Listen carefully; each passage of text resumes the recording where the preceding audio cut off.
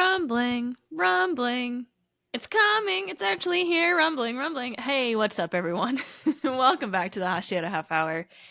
And in true Attack on Titan fashion, we are here to discuss Attack on Titan, the final chapters, part 2, Hashira Half Hour, part 1. Phew. The memes practically write themselves, right? I am, as always, joined by my two friends. What's up, y'all? We're here. Time to Tatakai through the pain. Part 1, Part 2, Part 3. Chapter 4. Footnote 17. Literally, that's how this feels. Especially because we're trying to follow all of these, like, step by step. So, like, I'm sorry that our episode titles are going to be so long for these, but, it's what we got to do. We got to make this organized, right? So, it's going to be fine, though. We'll tell Takaye. We'll make it through. But we're here at the end of Attack on Titan. It's bittersweet for sure. I know the show has meant a lot to each one of us, and that our journeys have been each quite different as we've gone through the show. It hits different when this final episode starts, for sure. But when it started, it almost didn't feel real that it was ending. Like, I was watching it and I was like, this is the end? Is this actually the end? Are they going to surprise us and be like, ha ha, we're getting another part? But it didn't happen. So nonetheless, we did pick up right where we left off with the final chapters, part 1, part 3 of season 4. Okay, I'm going to stop with the jokes anyway. As the Alliance is attempting to kind of like raid Aaron's giant skeleton founding Titan form. As they begin to fight, we see a flashback to Ymir when she set the pig free. So it's revealing that she did it on purpose. It wasn't an accident. And then it shows her kind of watching the fight begin to unfold. This scene uses absolutely no dialogue. However, I think it made it clear that Ymir is fighting back on the Alliance because she's like always held on to this desire for freedom. And that kind of goes along with Eren. So I think she's fighting alongside because she truly believes that Eren will get there. Thoughts on that?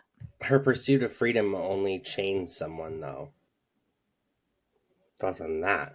No. I think it's kind of a joke. I mean, not really a joke, but like, what's the cost of freedom?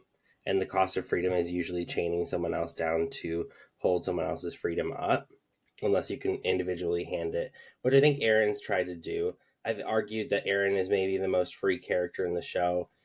Pawing with the idea, though, maybe I've changed a little bit of my mind, but I still think that he had freedom in order to accept this offer or to accept the, I guess, fate that Ymir had decided for him.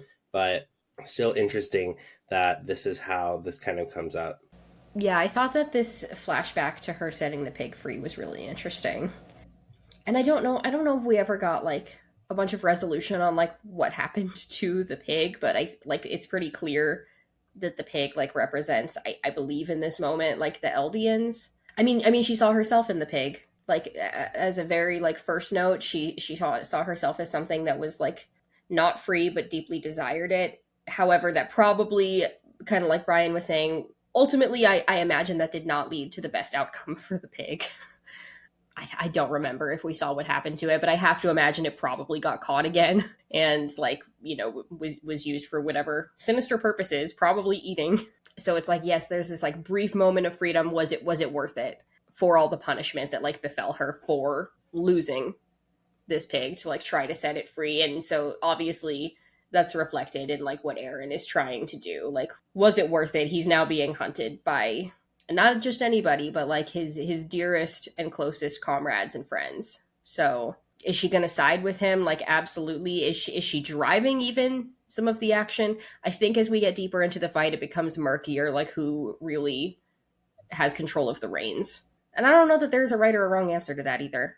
I think it's intentionally murky. Yeah, I thought it was interesting them showing that because like obviously we got her backstory back in like part 2, and it wasn't even clear if she was actually the one that let the pig free. It's just like everyone pointed to her as if she was like an easy target. But I thought it was interesting because I've always seen the Eldians, especially the ones on Parody Island, up until recently when the walls came down, as like essentially it was like they were pigs being raised for slaughter, like essentially. So I kind of liked the parallels of that. But It was definitely an interesting and well written opening to this episode. Moving on from that, so our Alliance team is quickly trying to come up with a plan to find Zeke, because that's their goal, is they think that if they can like find Zeke and kill him, that like something's gonna happen, because he's the royal that Eren is using. This is going to be exceptionally hard considering how giant the skeleton of Eren's Titan is. It's friggin' huge. So Armin decides he's actually going to transform and blow up Eren, essentially. He believes it won't kill Eren, but it will help find Zeke. Everyone leaves. The plan doesn't go too well, though. Yeah, Armin kind of gets got pretty quickly, which is very true Armin fashion. And we love him. Jenna, we love Armin in this house. But absolutely, he does have a tendency to like get lost in his own thoughts, for sure, which are simultaneously his biggest strength and also probably his greatest weakness, because he just like ruminates, and sometimes I think, as good as his decisions might be, he could stand to make some of them a little bit faster. Because that does get him put in a pretty tricky situation here, where he's not killed, but at least like swallowed or put in the mouth of one of these other beast titans that have showed up. Not looking so good, because essentially, at least for the time being, he's out of commission, so that kind of puts the whole plan that they've had so far kaput. Which means everybody on the outside is going to have to be scrambling to try to figure something out, and not to mention Zeke is still there somewhere, and it's not exactly in his agenda right now to be helping them out too much or to make sure that they stay alive. So definitely complicates things, and now we're worried about Armin, and we're worried about everybody else that's on the outside. Yeah, I think I love Armin. Armin's one of my favorite characters. However, I think this is one of the worst decisions he's made throughout the show. I'm going to say that right now. You're going in blind. You're trying to find the fucking Wetzel's Pretzels in the Mall of America without a goddamn map. Like, are you kidding me? Like, really? Like, that was our plan here? Come on, man. And this is really difficult because also a little bit like graphic, if you will. I don't know if I'm skipping ahead, but this is the point where he gets like his mouth gagged with a tentacle, right? Mm-hmm. Yeah, like, just not fun. Also, like, weird suffocation kind of thing going on there. So yeah, this was definitely not a fun time. And of course, right, you've got like one of your stronger assets now being caught up. And so, without your QB, what is your football team, right? It's just it's 10 guys running around. Not a good time for the Alliance here. I mean, he is the commander at this point. So it's like that adds something to their already very tough goal of trying to find Zeke. Finding Eren would be fairly easy. Like, you can probably deduce that he's going to be near the neck, right? But finding Zeke, he could be anywhere. And I think that, like, Eren's Titan is supposed to stretch for, like, miles. I think that's just, like, how big it is. So not only is that tough, but now it's like, we have to rescue Armin. Like, we need him to make decisions and stuff. So it's just like, okay, great. We're off to a great start here. This is going really well. The fight that ensues is a rough one. So Peak is like, I don't know, Eren. I'm just going to blow up his nape. I don't even care. But she's stopped by a version of the Warhammer Titan. And it's shown that, like, Ymir / the founding or the founder, I don't know if it's directly mentioned. I'd have to rewatch it. But it's at least alluded that these thousands of Titans that are appearing, maybe even millions of Titans, were not really Eren's doing. This is Ymir fighting back, essentially, because she is like, she doesn't care if all of Eren's friends die, and I think Eren at the end of the day at this point still does. So she's just like, yeah, no, you can't get to him. So here's millions of former versions of the Nine Titans. As they kind of discuss how to get Armin back, Levi says that even if he was at full health, he wouldn't be willing to jump into that mess. What a statement from humanity's strongest soldier, am I right? Listen, he's humanity's strongest soldier for a reason, and it's because he's smart enough to know that he still would die in that moment. Just because he's not willing to doesn't mean he's not going to, because he still does his job, right? He still fulfills his purpose of getting in there, finding out what the right move is, and kind of going from there. It's not like he straight up gave up. It's more so that he was like, okay, let's find a different way to do this. I don't think that this is a statement of negativity. I think this is a statement of let's not be stupid because they're this close, right? Like, this is the deciding factor of the world at the moment. Like, if you're playing games with fates of whatever's left of humanity, you cannot just think irrationally and let it go. Like, you need to be able to really make a decision. And because he's essentially the leader at this point, right? Armin's gagged right now. Not in a good way either. He's not like, oh, I'm gagging. He's like, oh, I'm gagging. Help. No, Brian.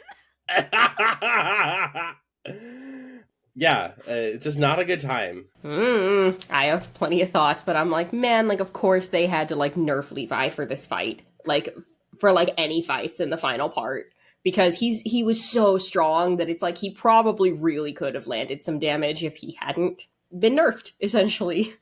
But him saying, like, even if I was in the prime, I don't know if that's, like... I think that's just, like, self-preservation.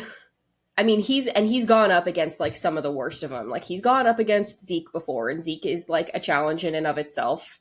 But of course, like, Levi versus Beast Titan is one of the most highly rated IMDb episodes of all time for a reason. It's like, he took all those other ones out that were in the lineup next to him, like, so cold and, like, silent. It was so cool.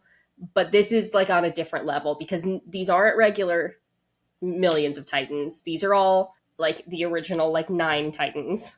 And so this is, like, millions of Warhammers, and millions of Beast Titans, and millions of Attack Titans, and Armored, and Female Titans.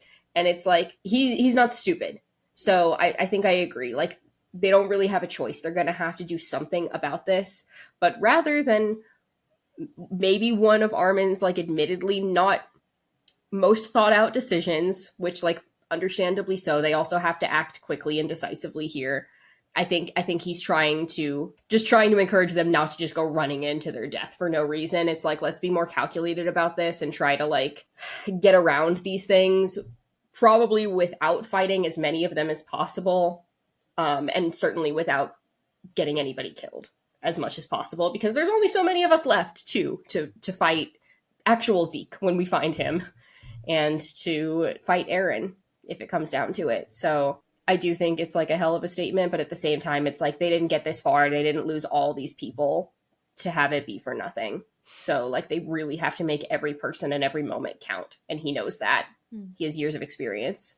Yeah, he has, I mean, probably by far the most combat experience of probably everyone here, because of, like, just his age alone. Like, he's in his 30s, I think. So it's like, even those that came from Marley, you know, like Reiner and Peak and stuff, like, he still has more experience than they do. And we also have to remember that Armin literally just became the commander. Like, it hasn't been that long since they left, you know, where they were at when Hanji died. So like, they're still going through the loss of Hanji, and then also, like, he's having to make these decisions that will literally determine if the world survives or not. And Levi was a captain, or technically is still a captain. So, like, yes, he's not the commander, which is usually just, like, reserved for someone with more brains and less, like, combat experience. But he still is a captain that, like, is able to make decisions and is very smart. And one of the reasons why he survives a lot of the fights is what he knows when to stop, essentially. He knows his own abilities. And he also knows that he's not at 100% right now. He's probably at, what, 50? Like, if we're being nice. So I think the statement really just showed the situation that they're in is just really not great. Like, they're up against something that is far greater than what they're really capable of, but they're willing to try, because if they don't do anything, they're all that's left of the world, and that's crazy. So what happens after is brutal. Like, these times just keep coming. Everyone's kind of, like, saving each other. Like, they're working together really well as a team, considering they were enemies until, you know, like, a few days ago. The time that has passed since the beginning of season 4 is really not that much. The problem is Berthold's Titan shows up, and this is when things really go downhill, because he grabs onto Reiner and, like, squeezes him. We think that Reiner is dead for a minute, but Jean had rescued him. They're hanging on for dear life, but both of their ODM is broken in certain areas. Connie is unconscious and hanging from one of the ribs. Levi saves him, but his leg gets destroyed in the process. So now he's even down lower. Like, he's down to 20% full strength. This is just like all hope is being lost. Mikasa's like the only one who's fine. She's like, I'm strong. It's like, Mikasa, you can like, you are very strong. Like, I will not put that past her. She's so freaking strong. But we're really on a downward slump here. I mean, we kind of knew that they already like were like way far behind as far as like their resources and their like strength, and I think that they know that too. It's like, this is almost a shot in the dark, but we have to try. We have to try because like nobody else is going to be able to, and like this is all of humanity versus like a few of us that could try, even if it means that we die in the process. So yes, things are on the downward slump, but I think that I still had hope at this point. It's tricky being a manga reader again, but after having not revisited it for a while, it's like they're in rough shape.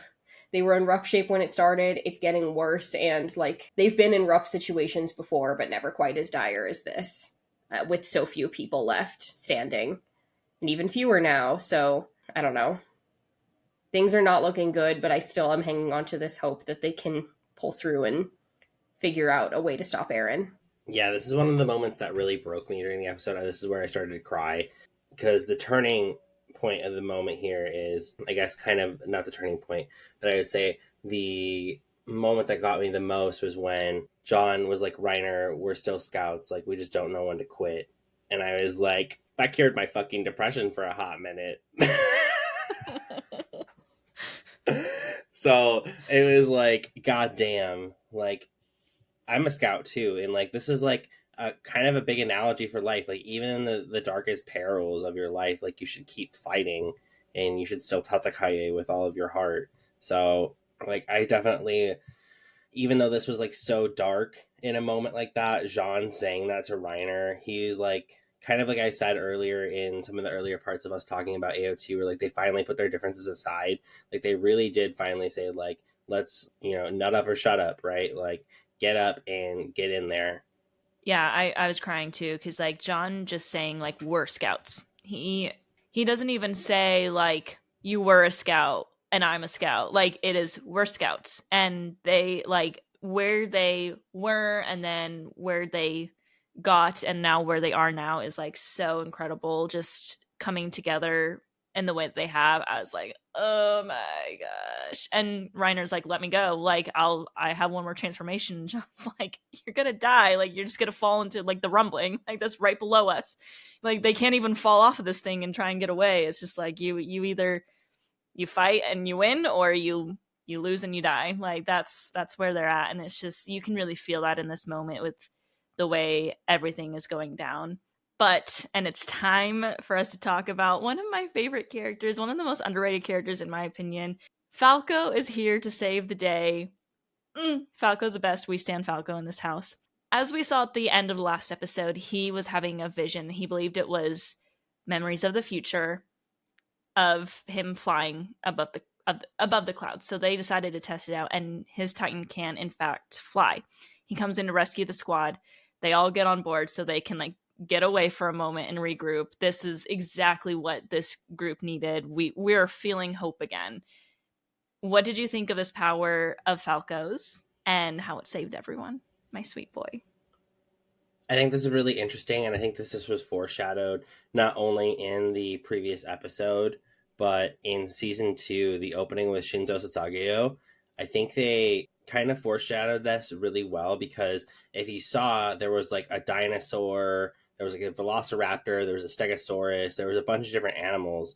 And I think that was not only the Beast Titan in play, but the Jaw Titan, because, well, actually, let me retract that. I want to say it's maybe a combination of both, right? Because he had Zeke's spinal fluid, but he also had Porco's Titan. So I think that at this point, that was kind of how he got to this bird power, is really when he became that culmination of two Titans. I don't even know if that's a thing, but maybe, that's how he got to this bird Titan. I think it was really important that he got to this stage, because he was the, crucial player to move him out of the way. I also really, really like Falco's character.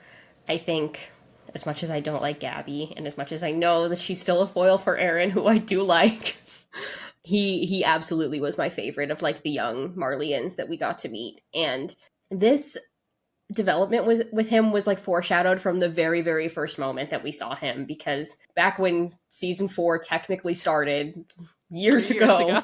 But when it did, it opened up with him on the battlefield. And at first all of us are just like, who even is this? Like, where's our cast and characters? But there were like feathers flying past him, like in this shot as he's like staring up at the sky as well. So I just thought that was like a really, really nice use of foreshadowing with this character. And it's so gratifying because I forget who mentions this, but somebody at this point has said like, oh, I don't think that there ever has been, you know, a flying Titan. And if there ever was, it was like thousands and thousands of years ago. Like, it hasn't happened since. But of course, it's like, you know, call it like the nod to evolution or whatever you want, like something that is perfectly adapted for the exact need that they have at this moment. It's just so gratifying and it's so cool. And poor little guy, he's like, you know, they flash to him like on the boat. He's like, no, I think I can do it. And it's like, well, we're going to have to just test it out in the moment. He's like, I think I can figure it out. I don't know. Maybe it came as natural. It looks like it came pretty naturally to him, but part of me's trying to imagine, like, trying to control your body as though it were a plane. And it's like, oh, and no pressure, by the way, but, like, humanity is on the line. So, just, like, poor little guy. But he's doing a great job, and he has to show off for his girlfriend. So... He is definitely trying his best, and I think that Falco is just a very pure-hearted kid, and, like, he's going to do whatever he can to jump in and help. And, of course, they were, like, Gabby, Annie, and Falco were all, like, being sent away from it. They were choosing, well, Annie chose not to fight, and then Gabby and Falco were forced against their will to stay on the boat. So I think Falco is, like, ready to jump in because he genuinely wants to help, you know, save humanity. To go off of what Emily said about foreshadowing, though, in episode 1, there even is a moment where after, like, they rescue him from, like, because he was just, like, laying in the battlefield. We don't know how he got there. They don't really ever touch on that. But his brother rescues him, and then, like, they get into the trenches, and they start, like, tending to his wounds, and he's like, I was flying through the air with a sword. Wah, wah, wah. Like, that foreshadow, like, he literally was talking about flying through the clouds. Like, in episode 1, he's like, what was that? Like, it was so crazy. And then also his name is Falco, which is very close to Falcon. And it's just like his character from the very start has been associated with birds, which, like, there's a lot of bird motif within the show because they represent freedom. So fantastic writing. And I will take any chance that I can to talk about Falco because he genuinely is one of my favorite characters in the entire show. He's such a sweet boy. I will protect him. That being said, as they have been rescued by Falco, they regroup and come up with a plan. So essentially, like, they got to rescue Armin, but they still were like, okay, do we find Zeke? But they're kind of moving on from that. So the group tries to decide they're going to rescue Armin from the back of Aaron's Titan, and then the rest will try to take Aaron down. Of course, this is a tough plan, especially for Mikasa, who's, like, still hoping that they can get out of this with Aaron alive, right? Annie kind of assures her in a way that she can. It's like, she only needs to focus on saving Armin. The rest will, like, don't even think about, like, the other part. Jean is, like, pleading with Mikasa, like, let's kill him. Like, this is all we have left. This is our only option at this point. And she's spent the entire story wanting to protect him. And it's clear, in my opinion, that she very much loves him. Even if she's not a part of the killing blow, do you think that she's, like, thinking clearly, like, she's going to be able to help in this? Can she do it? I don't know about her, like, mental fortitude to be able to, like, outweigh. Part of me believes that, like, she still would want to try to save Aaron and, like, take out everybody else because it's so clear that she loves him so dearly. However, I do think that she needs to be the one to do it. First of all, just, like, logistically, I don't think anybody else could. The only other person who I think maybe could take on Aaron at this point would have been Levi. At his prime, and obviously he's doing, like, worse than he was 5 minutes ago, so, like, it can't be Levi, but it has to be, like, one of the Ackermans, I think. And just skill wise, I think it's gonna have to be Mikasa that goes in and deals, like, the final blow here.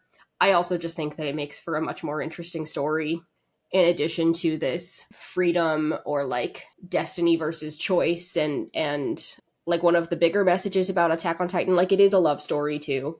And it's like it's a very tragic love story. The relationship between Mikasa and Eren is like key to a lot of the things that have happened in the story, and I just think that it's really strong writing that as much as she's protected him, that she would need to be the one that needs to end things as well. So we'll see what she's actually able to do, because she's definitely frozen up before. Even just thinking that he was possibly dead, nothing to do with her being involved in any part of that. And I can't even imagine having to like even consider being the person that would like kill the person that you love the most in this entire world. Like, I can't even begin to fathom that. I couldn't do it.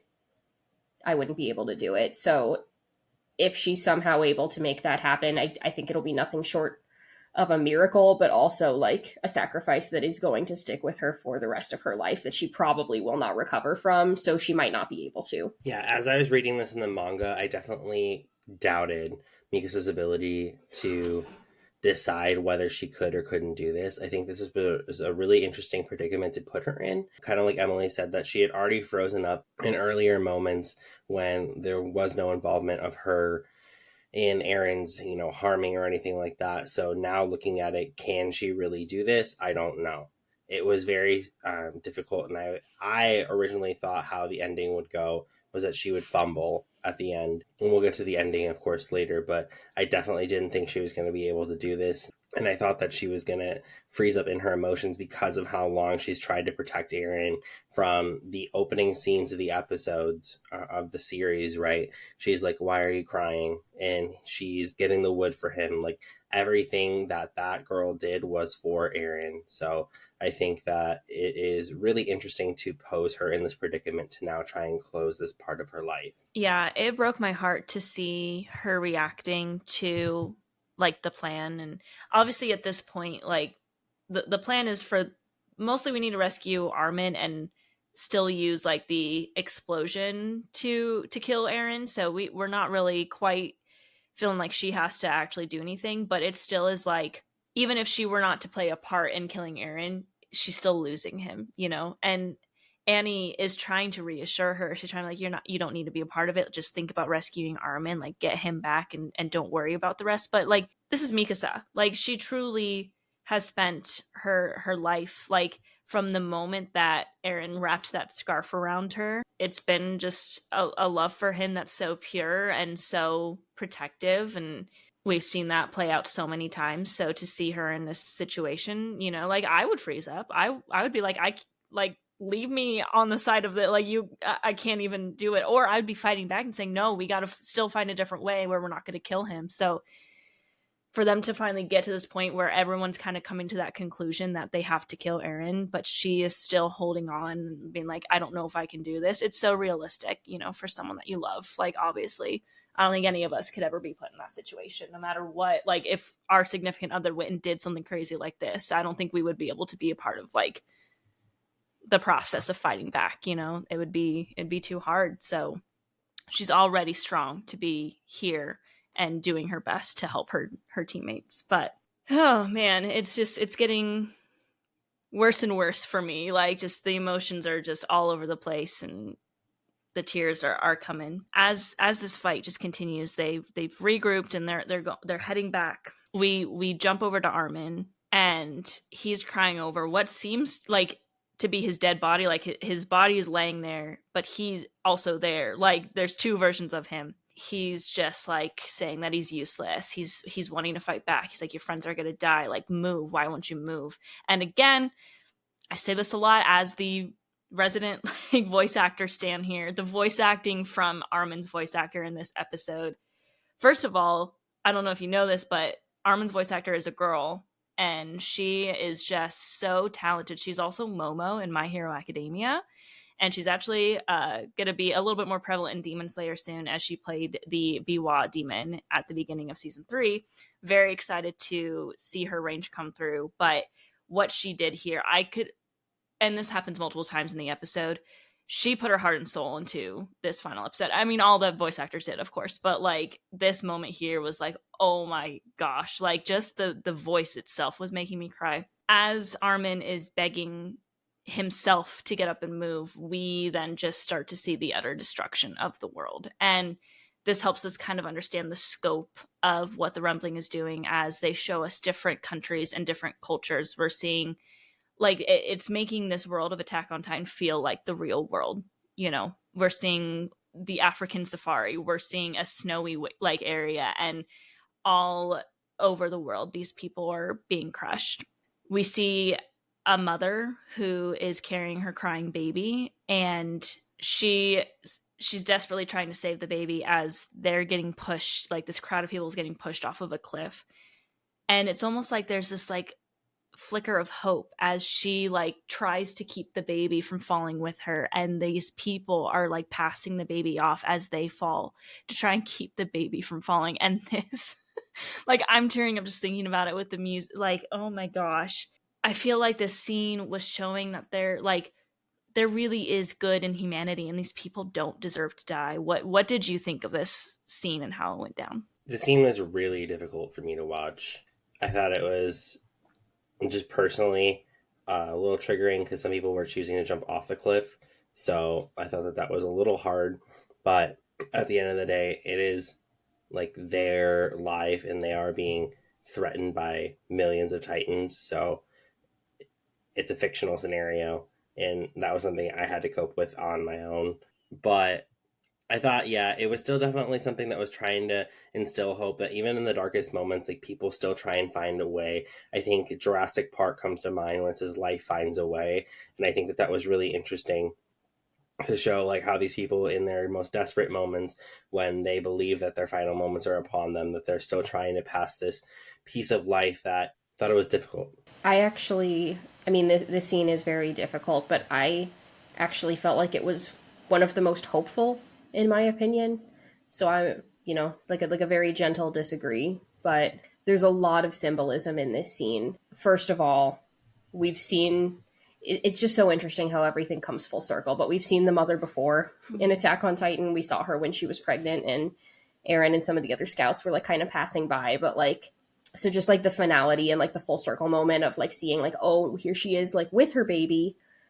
And obviously it's like that desperate hope of a mother to just like keep her child alive. But of course, like the child here represents, I think, like the future, obviously future generations of people who might be able to like build a different world than what had led to this. And I think that a lot of the Marleyans, at least that we've seen, have recognized like the part that they might have played in bringing this to fruition, but the baby had nothing to do with it. And so like to see like the beauty and the humanity of all of these people who don't know this baby and who are like desperately trying to save themselves, pass this baby along, even though the baby's probably going to get trampled because the colossal titans are there like approaching anyway. Even in one of their lowest moments of like despair and a lack of hope, they're still passing the baby or passing the future along in hopes that like there will be a future to pass along. The way that this was animated as well, I thought was really tastefully done and is definitely a nod to some really famous film that's been done. I thought that it was like a very, very discerning and like obvious kind of nod, but like definitely a choice, because this scene happens primarily in like black and white and like muted colors, and the baby is in a red blanket being passed back. So, of course, the use of red in Attack on Titan is already really important. Mikas's scarf is like one of the most iconic props that's used, and like the red color definitely matters. But the fact that this was black and white and this like innocent child is only in red is like 1000% a nod to Schindler's List, which is, of course, like a Spielberg movie. And for anyone that hasn't seen it, it's a very rough film that's like about the Holocaust and about Schindler, who like helped to save as many of the Jews as possible, but like one of the starkest and like most upsetting, or in Schindler's List it's not really hopeful, but there's like a little girl that's seen a few times in the red coat who like does not make it, but the whole film is in black and white except for this girl in the red coat. So I thought that this was a really nice reference to that really famous film decision, but it's more hopeful than what we see in Schindler's List, and as similar as like the parallels between something like Nazi Germany might be to like the world that we're seeing unfold in Attack on Titan and in Marley. It's almost like this is Isayama's like answer to like war is needless, children are the victim, the future is the victim of these decisions. But in this particular moment and the way that this was carried out and the baby was passed back, it represented to me a sense of hope that like even though this situation seems hopeless, maybe here's this like one piece of color that could make it this child that like could carry the future that represents like all these children and like everybody from a future generation that could help to shape things for the better. So I thought this was probably one of my favorite moments in the entire episode, including the parts that we're not going to cover today. It really stuck with me in the manga, and it stuck with me even more after getting to see what they chose to do with the use of color and the use of animation to bring this to life. Yeah, I felt like this scene that went down, it was hard to watch. And in the moment where they're trying to save the baby, it was hard to watch for me too, but I did feel like it was a hopeful moment. It was like these people they're not accepting of death, like they're pushing, they're trying to get away from both sides, because it's either, either side is certain death, but they're trying desperately to protect this baby that they see as the future. Like if they can protect this baby, then humanity won't go extinct, essentially, is like the way they see it, and it's just to see like these people that are still in this situation of certain death, still trying to protect others was, man, it's a beautiful story. And there's so much within the world going on right now that like we can call to, and to see like a baby just being saved by these people is so hopeful to me for a number of different things. I think you guys touched on it really well as well. So we'll move on from that. This chapter actually closes out with Armin realizing that he is in the paths and not dead, even though it kind of looks like he is. And on top of that, Zeke is there as well. Now we're going to kind of cover their conversation in the next chapter, because that's when it takes place, because this is the end of chapter 4 of the final parts, or part 1 of the final chapter, part 2. Okay, I won't go back into that meme. The Battle of Heaven and Earth was the name of this chapter. Do you have any last call outs before we wrap up this part of our episode? No? Okay. Well, we're going to preserve our favorite moments for the final chapter so we can look at the episode as a whole. So we're going to move right into today's Eldian secret. And it is actually about the baby crying that we were just speaking on. That was actually the voice of Yuki Kaji, who is, of course, Aaron's voice actor's baby. He sent in the producers a recording of his baby crying, and I believe his wife is also a voice actor, pretty well known. I can't remember who she is off the top of my head, but this baby is already a talented voice actor. Hell yeah. Set up that trust fund now. Right? But he sent in a recording of the baby crying to the producers, and they like cleaned it up, made it sound nice, and so that baby crying is his own child, which was, I think, just a really beautiful and like cute little side note for the episode. So the more you know. But that is it for today. Stay tuned. I promise there will not be another 8 months of waiting for part 2.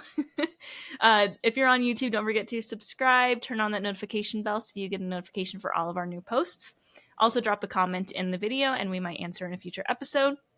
If you are listening to us on Spotify or Apple Podcasts or any podcast platform, don't forget to download the podcast and use that Q&A feature to answer the question that we have in there. We might answer in a future episode as well. Also, don't forget to follow us on all of our social media. We are on Instagram and TikTok as Hashira Half Hour, and X, formerly Twitter, as Hashira Half.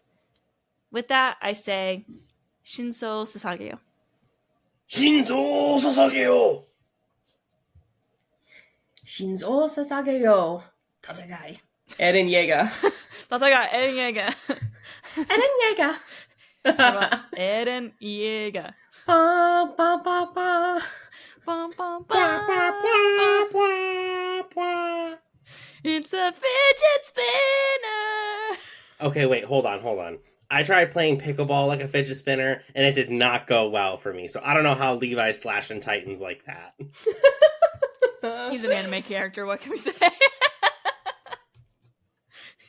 He's got the god of anime behind him.